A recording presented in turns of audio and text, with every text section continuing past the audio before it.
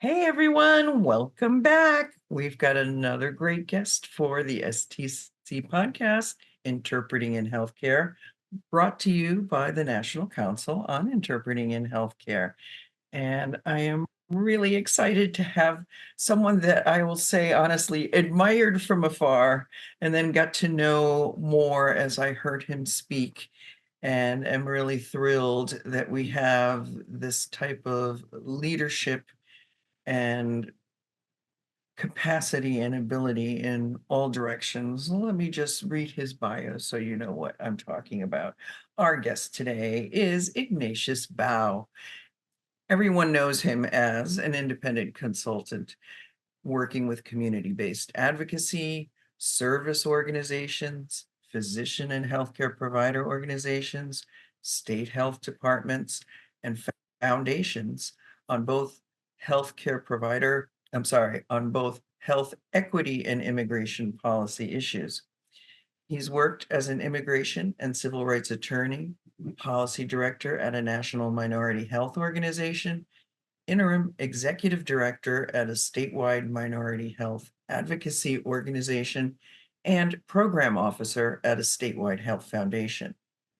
As the program officer at the California Endowment, he supported the work of California Healthcare Interpreting Association, the National Council for Interpreting in Healthcare, Certification Commission for Healthcare Interpreters, and National Health Law Program, as well as hospitals and health systems to expand language access and support healthcare interpreters. He has served on expert advisory groups focused on health equity for the U.S. Department of Health and Human Services, the Institute of Medicine, the National Academy of Medicine, the Joint Commission, National Quality Forum, National Committee for Quality Assurance, Institute for Healthcare Improvement, and Patient-Centered Outcomes Research Institute, as well as Families USA.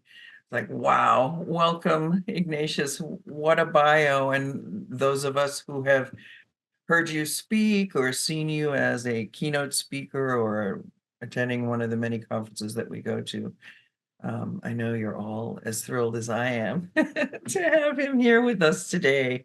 Really great to have you on the podcast. Great. I'm happy to be here.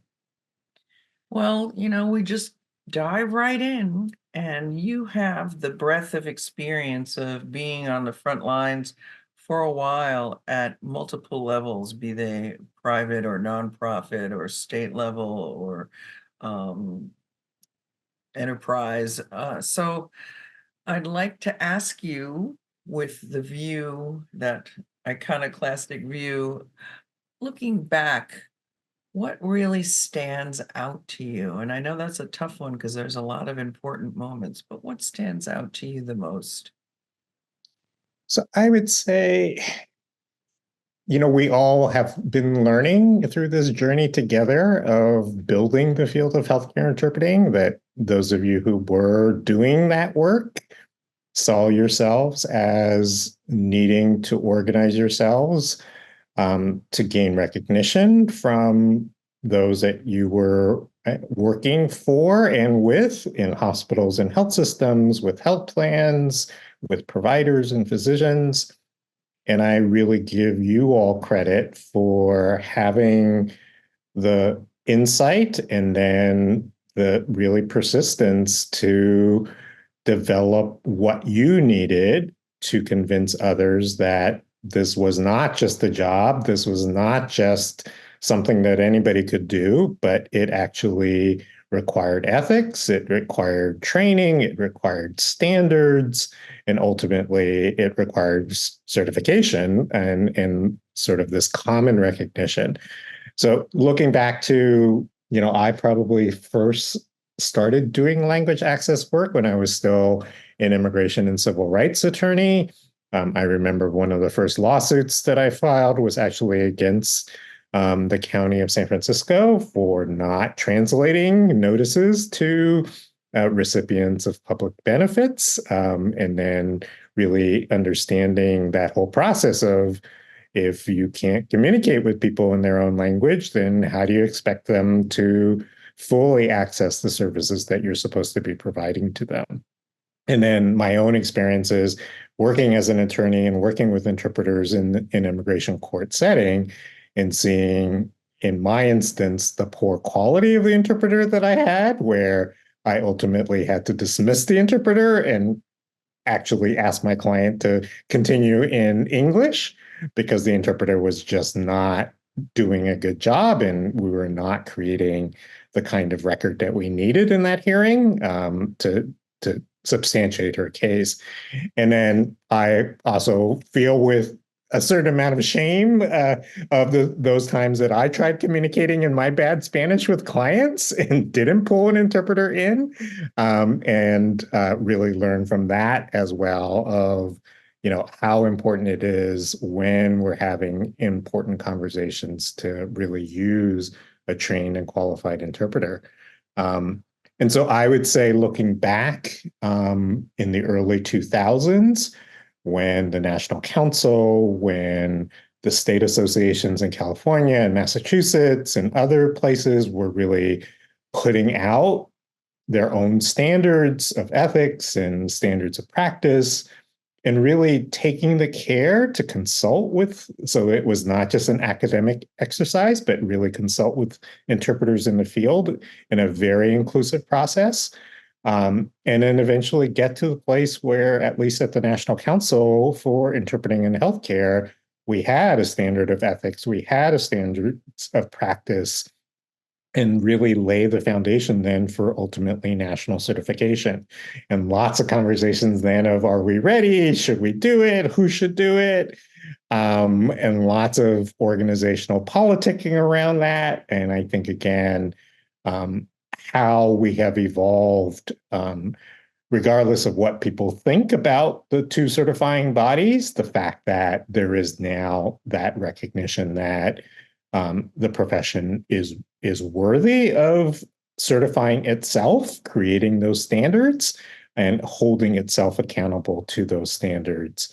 And I also think it's not a coincidence, and it's such an important point that all these associations, including the National Council, started with ethics as the groundwork, that this was about how interpreters had this relationship of trust with those patients and clients and community members that they were interpreting for, and how that was really the core of what made them effective, was not violating that trust and treating this with the seriousness that there were these ethical guidelines that surrounded what they would do as an interpreter. And fast forward then, we finally, I would say, the other huge change in the field that I feel like I had some hand in nudging and propelling forward was really engaging the Joint Commission. So as someone who really didn't know very much, I was on an advisory group for the Joint Commission as an advocate, and really thinking about, well, what is the role of this body and how could it influence hospitals and health systems in really holding them accountable to language access for their patients?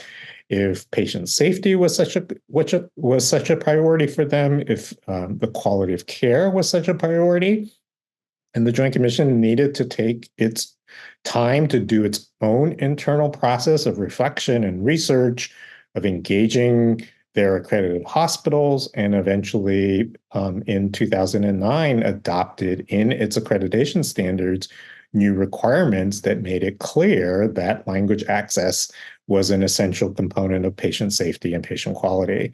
And I think that sort of opened the door, because then hospitals really had to start paying attention to that because so many were accredited by the Joint Commission. And it also then opened the door for interpreters to say that we're not just ad hoc, we're not just here for one day or for one encounter, but we really need to be part of the system. We really need to be part of staff.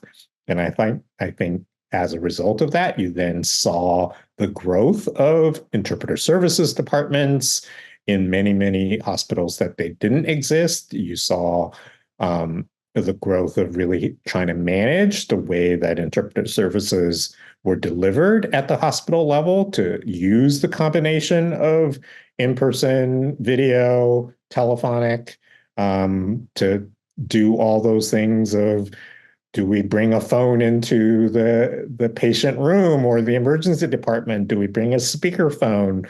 What's the technology? How do we wire to make sure we have sufficient internet and Wi-Fi bandwidth to make sure that we've got stable connections and good both audio and video connections if we need them? So all those things that we now take for granted in a lot of ways that we had to work through.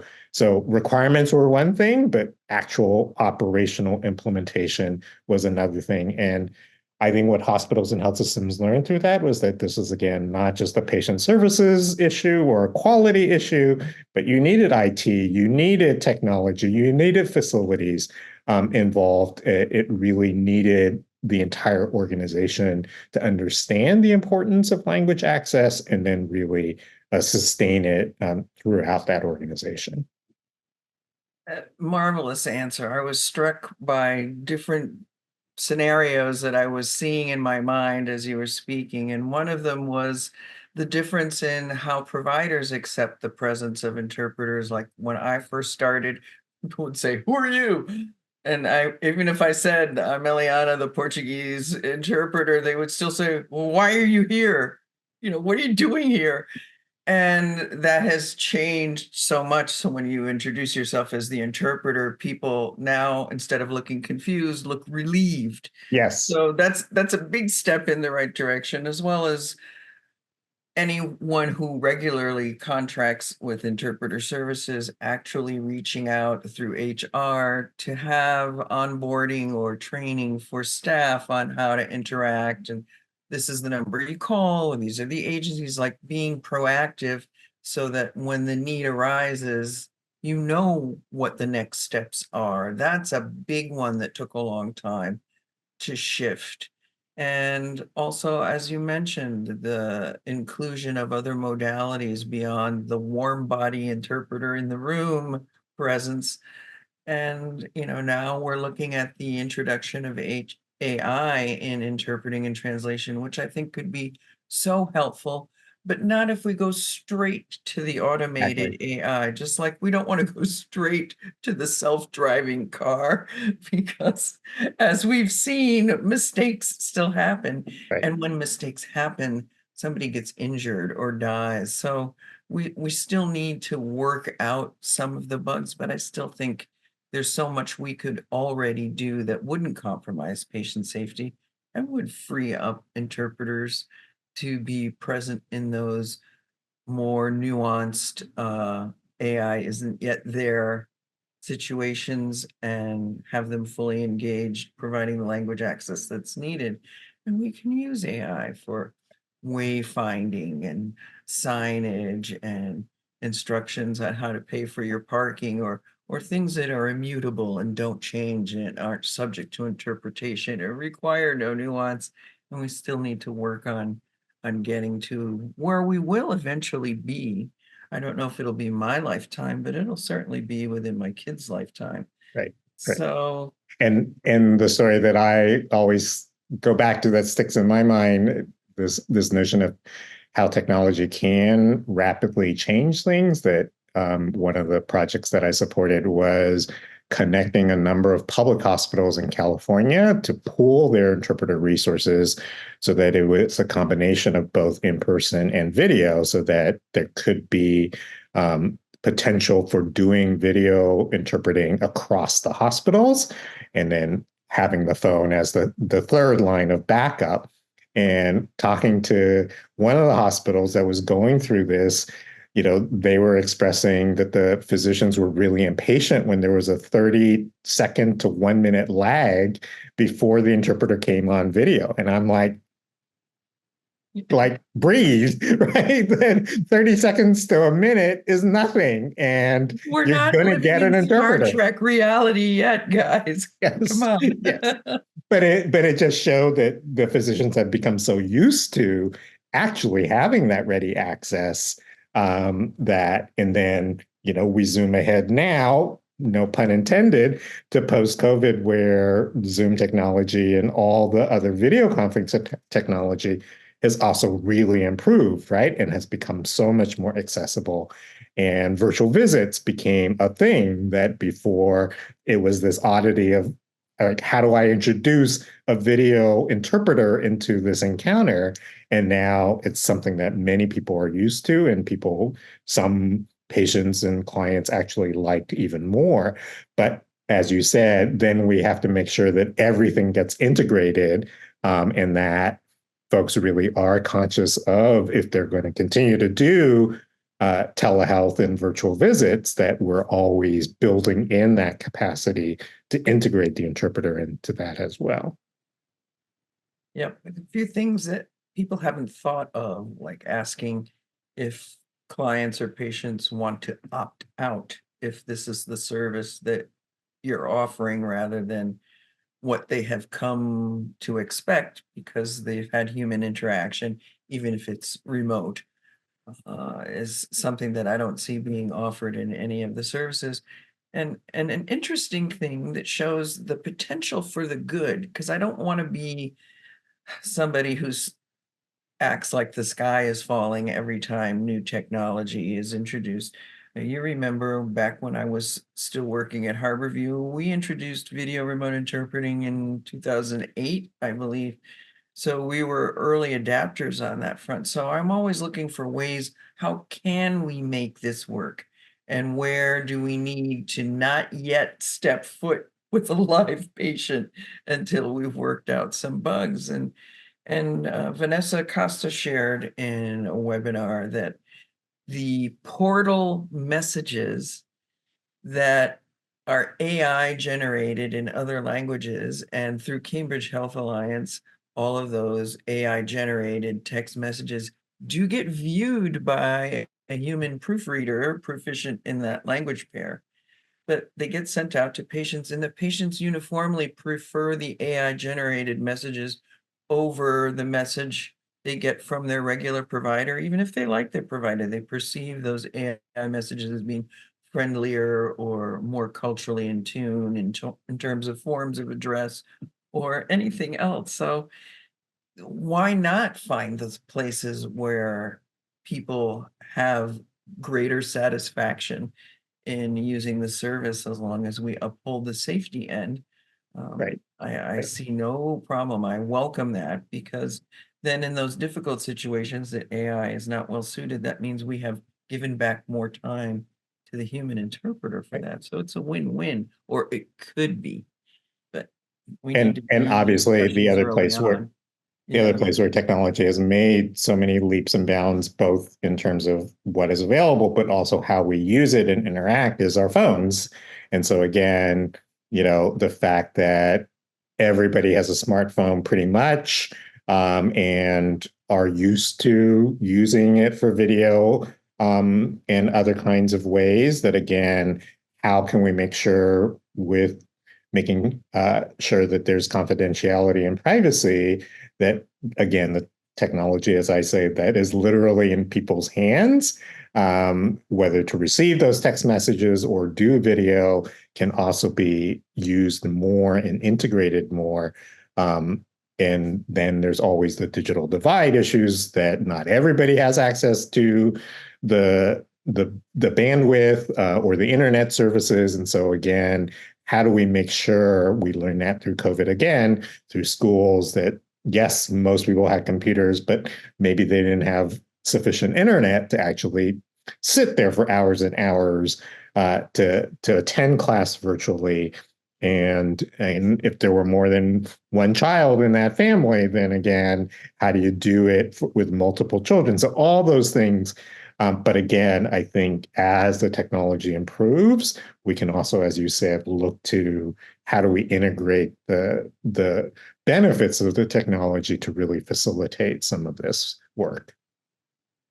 absolutely. And I remember there was resistance when we expanded video remote interpreting from spoken language to ASL, and we had to make sure the screen was big enough. And I remember within my department, oh, we don't think this is a good idea. We're not sure the community would accept it. And I was like, well, we have to ask, because I have friends that are either children of deaf adults or who have a deaf family member, and they're on their little teeny weeny screens talking to each other on FaceTime or WhatsApp or whatever all the time.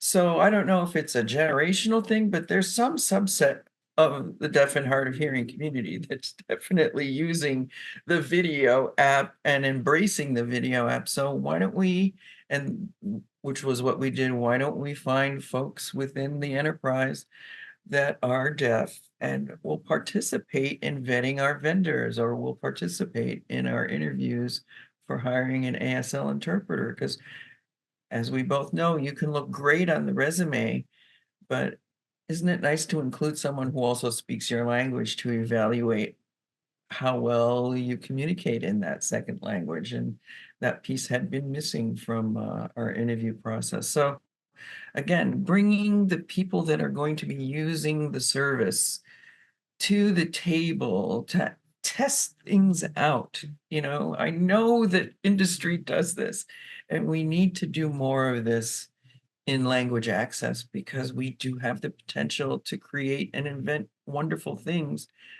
but also incorporate the talents of the humans that are already doing this. I really think there's no way to look at this as a downside, except perhaps to timeline.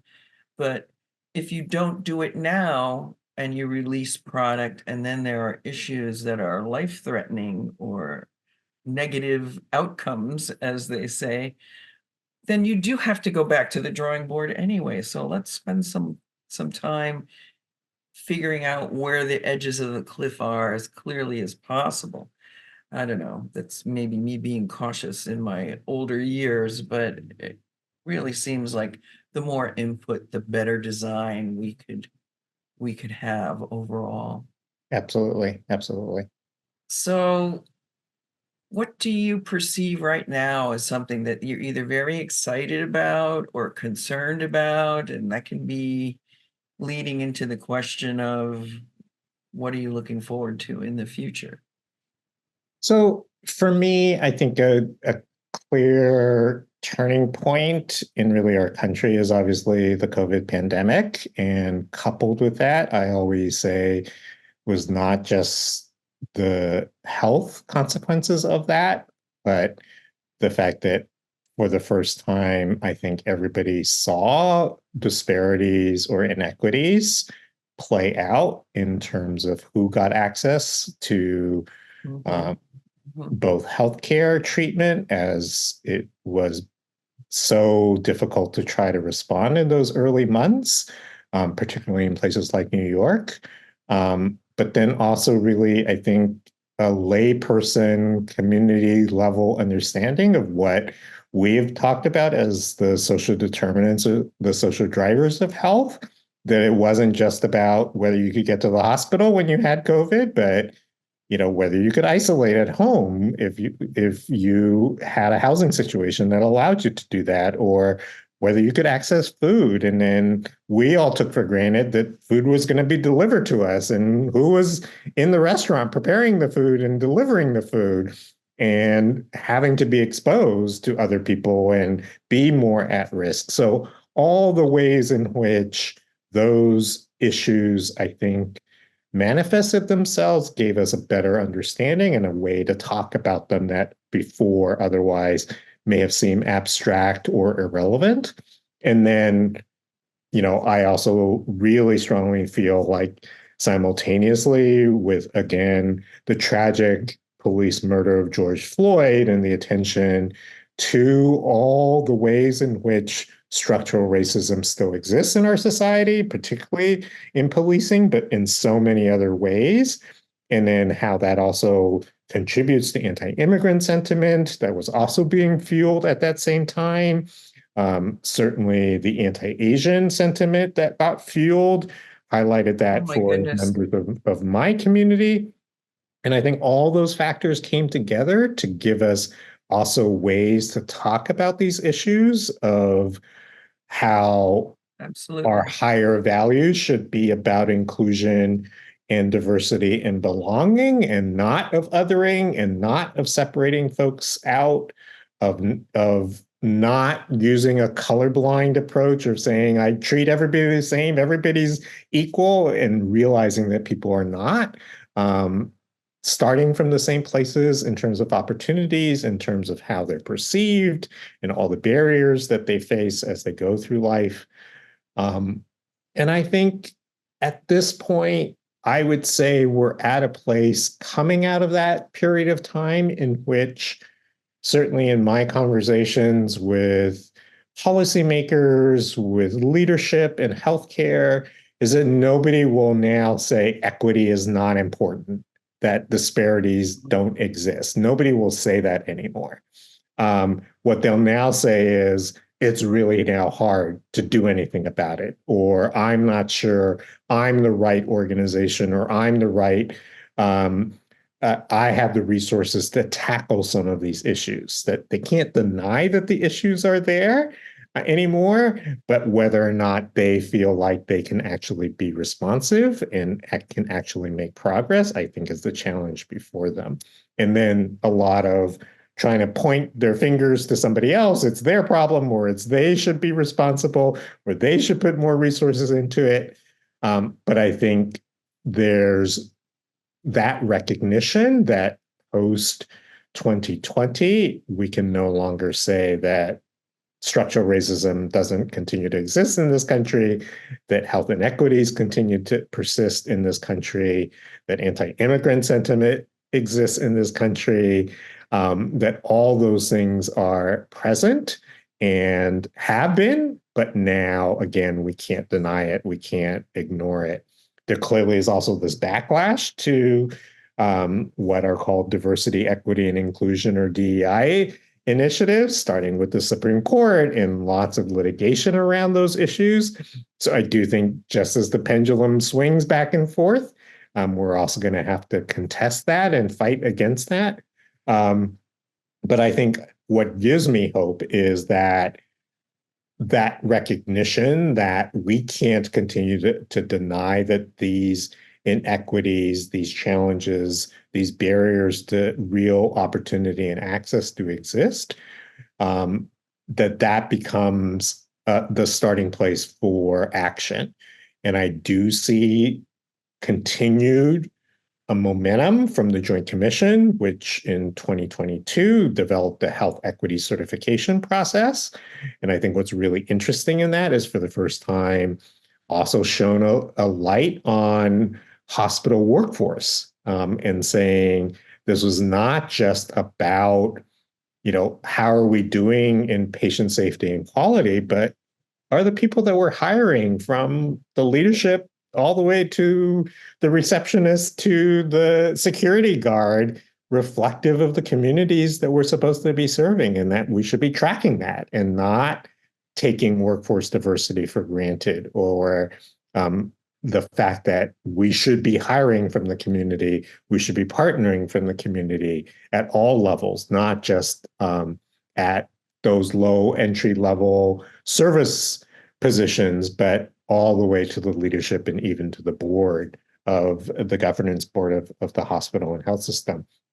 I think obviously continuing to highlight the need for training, as you said, for orientation of providers, of staff, of the importance of these kinds of issues, including language access, to understand what language access services are actually available, making those language access services available. I say, the challenge is just as it is in quality and safety. It's every patient, every encounter, every day, that we still aren't to 100% perfection on quality and safety issues. And we're clearly not in 100% language access of making sure that every individual who speaks a language other than English is able to communicate with an interpreter or with a provider that speaks their language.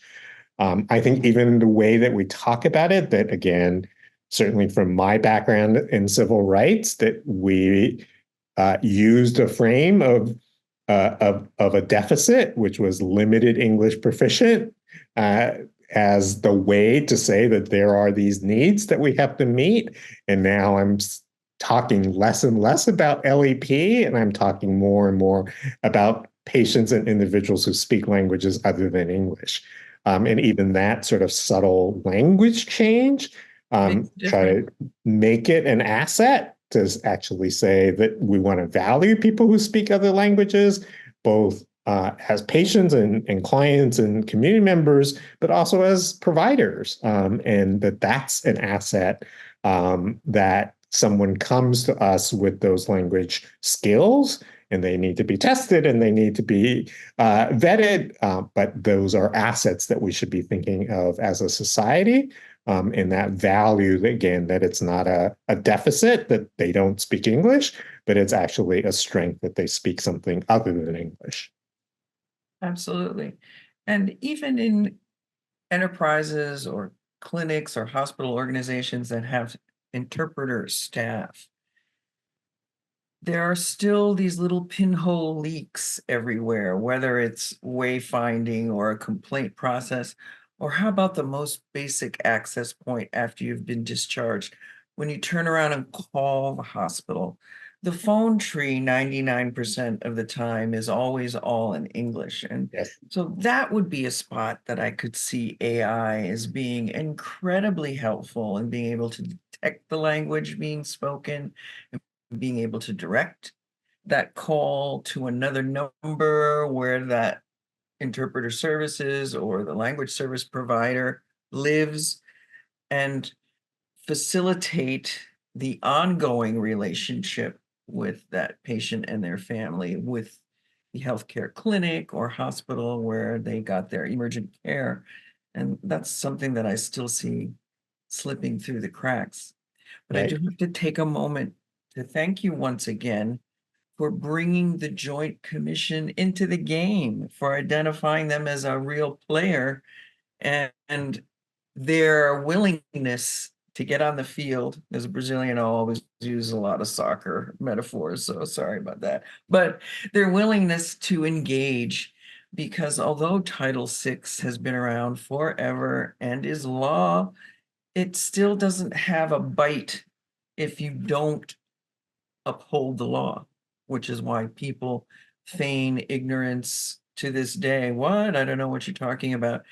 And don't offer interpreters and translated materials for their health care if they receive any money from the federal government, like they should be doing.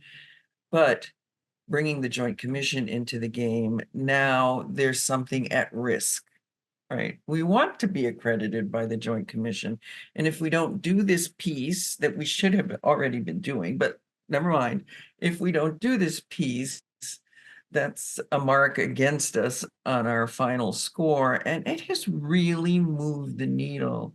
So thank you on behalf of all the hospitals that have made sure that their interpreter human resources files were in order and everybody had the requisite amount of training and continuing education, and made those files accessible to the Joint Commission for those random spot checks that they conduct. And thank you, Joint Commission, for focusing on that as one of the many things that you investigate whenever you visit and do an on-site at a hospital. So thanks, Ignatius. That was brilliant. Absolutely. And I also think that it's, in the conversations that I have with hospital leaders now, again, emphasizing the point that I made is nobody says, what language services departments? What language services do we have? Nobody like feigns ignorance that, Anymore. that's not a thing. It's more almost a defensive-ness of like, well, we have staff interpreters in Spanish, but we still go rely on the phone for other languages, or, we've got Spanish interpreters in this clinic, but not in that clinic. And so it's almost they already recognize where those gaps are. It's not just pinholes, it's like actually large gaps. And they recognize, again, from a leadership perspective, that those are the places that they have to improve. I want to share another little story maybe that listeners to this can also implement. Is I really am a believer in secret shopper techniques. And so I was doing some work in Oregon with the Medicaid coordinated care organizations on health equity. And one of the things that I was facilitating was a conversation around language access. And so there's only 16 of them, so it was easy to do. I just went on their websites and pretended I was just a health plan member. And what can I find about language access? And what can I find about formats for people with disabilities? And what I discovered just by perusing the websites was every one of them did something, but nobody did everything. So it was fascinating that some actually had here's the member handbook for the health plan member in 6 different languages. So I'm like, well, if that health plan could do that translation, then why didn't the other ones do it? Some had, which I thought was great, was the member handbook actually spoken. So it was an audio that you Even could better. listen to for someone who needed that. Many had large print versions. That was an option again. But again, not consistently. And then one in particular had one translated form, and it was like a parental permission for a vaccine. And I'm like, if you recognize that that was important to translate, that can't be the only thing that you need translated. How come that's the only form that you have up that's translated? So it just was a really interesting exercise at that moment in time to like show them that these are all possible. These aren't huge expenses. These aren't technologically difficult for you to do, but again, learn from each other and push each other.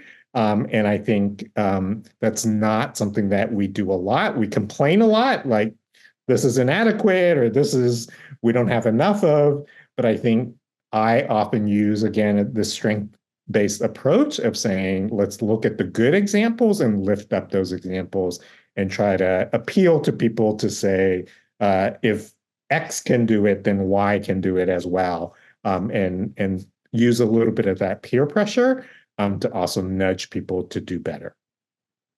That's a great story because it just shows what a pockmarked landscape we have for patients and families whose first language is not English or trying to figure out where to go, which is why when they find a place that offers services in their language, even if they move away, they may drive several hours to get back to that one place where they know they can be understood and ask questions and understand the answers. And um, I don't know how to make that more apparent to the people that design the services than to share that type of story. But I do know that the people who are in charge of making the decisions are less impressed with the anecdotes and more impressed by statistics.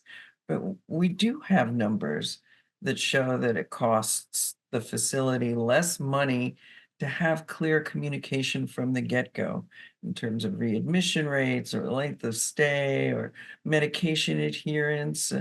If you make it easy for somebody to understand, then their compliance goes up. And from my teacher background, I have great material, but I'm not just going to present it one way. Some people need to see it because they're visual learners. Other people need to hear it and be read to, so because they're auditory learners. Other people have to go through the process kinesthetically because that's how they learn, by doing. And then I have to have it written down, and then I have to ask them to write about it, and then I have to talk to them about it, and I have to ask them to talk to me about it.